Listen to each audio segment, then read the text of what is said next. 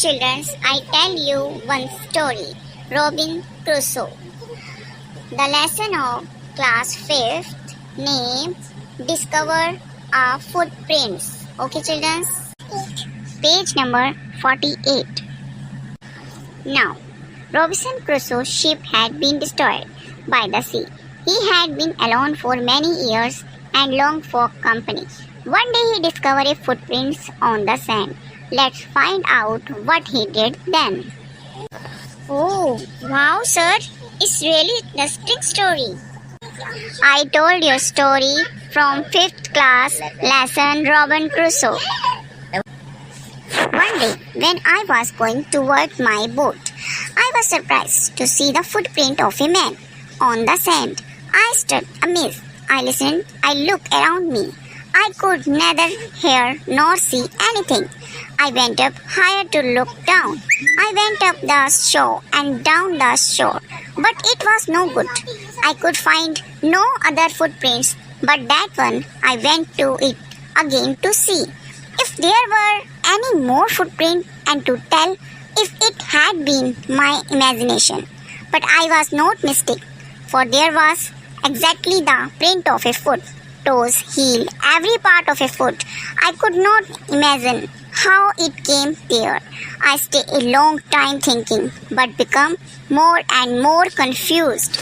At last, I returned home very frightened, looking behind me after every 2 or 3 steps, mistaking every bush and tree to be a man. When I came to my cave, ran inside it as if I was being chased. I do not remember whatever.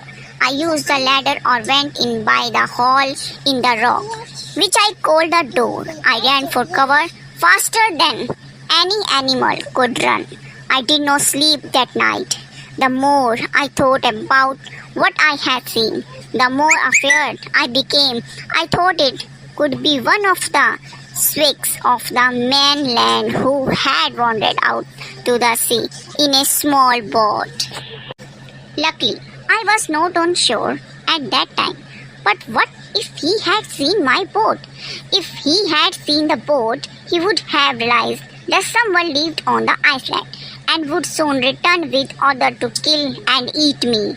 And so I lay fearful for many days and prayed for protection.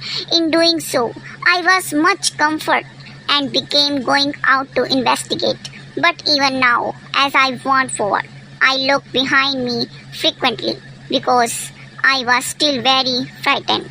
However, as I went about for 2 or 3 days and saw nothing, I became a little bolder. I decided to go down to the shore again, examine the footprints one more. I decided to measure it with my own footmark. As I came closer to the footprint, I realized that it could not be my footprint because I had not come to this part of the beach since a long time. Secondly, as I placed my foot alongside that footprint, it seemed larger than my own.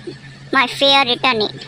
I went home again, believing that there was someone there. The island was inhabited. Now, children, read the story again and again. And okay, sir. Okay, sir. Now, children, leave the class. Okay, bye.